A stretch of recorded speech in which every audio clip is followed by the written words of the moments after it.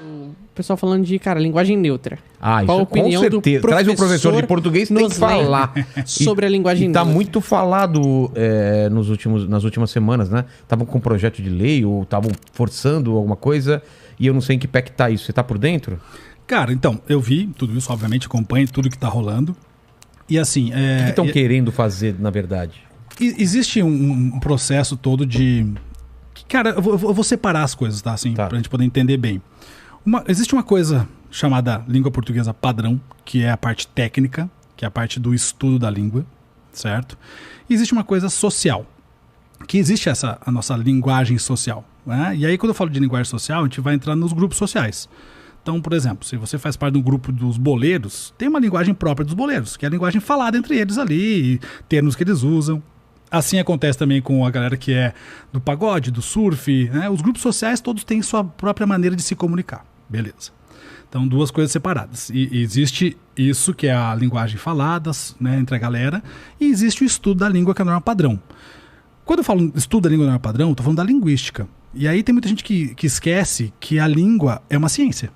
A língua é uma ciência. Sendo ciência, existem pessoas que estudam a língua. O que quer dizer que ela é uma ciência? Ela é uma ciência, assim como a biologia é uma ciência, a química é uma ciência, a física é uma ciência. Entendi. Tá? História, geografia, matemática, são ciências. E a língua portuguesa, ou melhor, a língua de modo geral, não só a portuguesa, mas as línguas também têm o estudo dela. O estudo da linguística é ciência.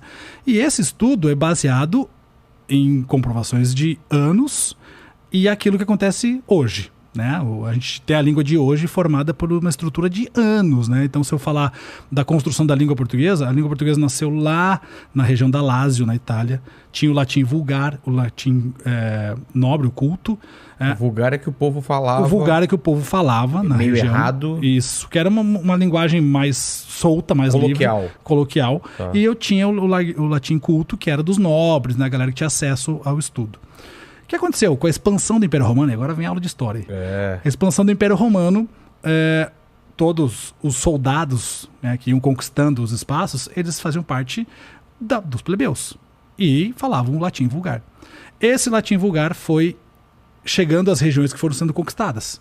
Então, cada vez que Roma conquistava uma região, tinha que deixar um pouco de soldado lá. Esse latim vulgar desse soldado misturava com os dialetos daquela região e ali surgiu uma nova língua. Assim foi acontecendo até chegar na região de Portugal e Espanha ali, que é a região ibérica, e surgiu uma coisa chamada galego-português, que foi logo no sul da França ali, certo? Que foi primeiro momento de uma língua. Do galego-português saíram 3 línguas, que foi o francês, o espanhol e o português. Caramba! Essas 3 línguas surgiram daí, e aí, obviamente, né, depois o Império Romano foi perdendo força e tal, os soldados voltaram, mas a língua ficou. E essa língua lá de Portugal, né, de sei lá de quantos mil anos atrás, que veio depois de muito tempo para cá, e chegando no Brasil, lá com toda aquela história, a gente já sabe, né, de Pedro Álvares Cabral, juntou com o Guarani, do índio que estava aqui, depois, né, não vou chamar de excursões, mas um momento de escravidão que trouxe os escravos da África para cá, escravizou os africanos e trouxe para cá, misturou também com os dialetos africanos. Toda essa mistura fez a língua portuguesa acontecer. Beleza. Aí muita gente fala assim, mas a língua portuguesa foi se transformando ao longo do tempo, verdade? Uma transformação natural e orgânica, certo? Normal, porque a língua portuguesa, qualquer língua é uma língua viva, né? E aí por isso que ela se transforma de acordo com o falante. E quando chega nos tempos de hoje, as pessoas falam assim, então é por isso que agora vai mudar para isso. Não, calma. Uma coisa é a transformação orgânica da língua, natural. Outra coisa é uma transformação artificial. Imposta. Isso, uma mudança imposta. Então, vamos lá. Quando a gente fala da linguagem neutra, que é uma linguagem falada por um grupo social, e aí eu quero separar bem aqui. A bandeira de, a gente quer ser ouvido, essa é válida pra caramba. Toda bandeira de minoria são válidas pra gente. A gente precisa olhar para as pessoas e dar voz para as pessoas. Então, ok, é a bandeira. Mas eu não posso falar assim, vamos enfiar a goela abaixo isso aqui de forma artificial. Artificialmente não funciona. Então, a língua, ela vai se transformar de forma orgânica. Até onde ela chegou aqui, de forma orgânica. Essa linguagem aqui, ela é uma linguagem artificial. E aí eu vou pegar como base Ivanildo Bechara, que é um dos maiores linguistas do Brasil hoje, assim como um grande amigo meu, Fernando Pestana. A gente não pode mudar a estrutura da língua. Pensa num prédio, Se eu tirar as estruturas do prédio, o prédio rui. O prédio não fica em pé. E a língua também é assim, ela tem uma estrutura. Essa estrutura é a gramática, é a norma padrão, vamos dizer assim. Aquilo que nós temos até aqui, que foi essa construção que eu contei agora nessa historinha toda. E isso não tem como tirar os pilares agora e colocar um outro tijolo aqui que apareceu agora. Não tem como, isso não dá para acontecer. Então, assim, eu preciso entender o estudo da língua, eu preciso entender de língua portuguesa para poder falar sobre língua portuguesa. Eu, como estudioso da língua, eu posso falar de língua portuguesa. Mas se eu não conheço a língua, eu não posso falar. Então tem que tomar muito cuidado com isso, sabe? Acho que linguagem artificial não cabe aqui. Mas daqui 100 anos isso vai acontecer? Se for de forma natural, sim. Mas se for de forma artificial, não. Então hoje, eu vou fazer a prova de vestibular do Enem. Beleza, fazer a prova de vestibular do Enem. Vou escrever lá com a linguagem neutra, porque eu quero escrever assim devido ao meu grupo social e tudo mais. Cara, desculpa, mas prova de vestibular é norma padrão. Mas eu vou entrar na justiça. Desculpa, é norma padrão. Por que norma padrão? Porque todo mundo do Brasil inteiro precisa ser padronizado para que todo mundo entenda. Para que funcione como uma identidade de um povo. Então, não é querendo enfiar a goela abaixo, assim, né? Não, calma. Porque, por exemplo, vou entrar no outro ponto aqui. Geografia, né? Quando surgiu o terraplanismo? Terraplanismo, na geografia a gente sabe que não é verdade. É falta de estudo, falta de conhecimento. Antivacina, na biologia, também é falta de estudo, falta de conhecimento. Me parece muito disso, sabe?